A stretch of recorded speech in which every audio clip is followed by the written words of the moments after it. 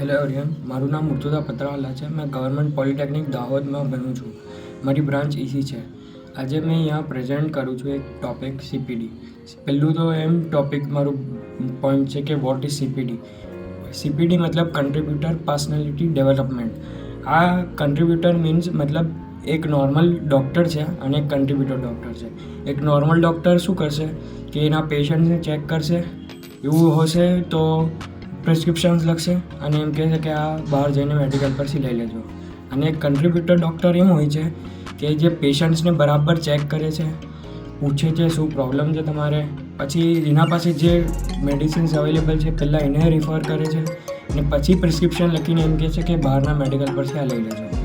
પછી હવે મારા સેલ્ફમાં એક કન્ટ્રીબ્યુટર મતલબ એક એટીટ્યૂડ બિલ્ડ થયો છે આ કોર્સ કરીને કે મેં એક કોન્ફિડન્સથી કોઈના સામે બોલી શકું છું, મેં ઘણી પ્રોબ્લેમ્સને સોલ્વ કરી શકું ઇઝીલી. પછી મારી થિંકિંગ સ્કિલ્સ બી હાઈ થઈ છે અને મારું લર્નિંગ સ્કિલ્સ બી ઘણી અચ્છી થઈ છે. હવે મેં ઇન ફ્યુચર આગળ કન્ટ્રીબ્યુટર કેવી રીતે બનીશ.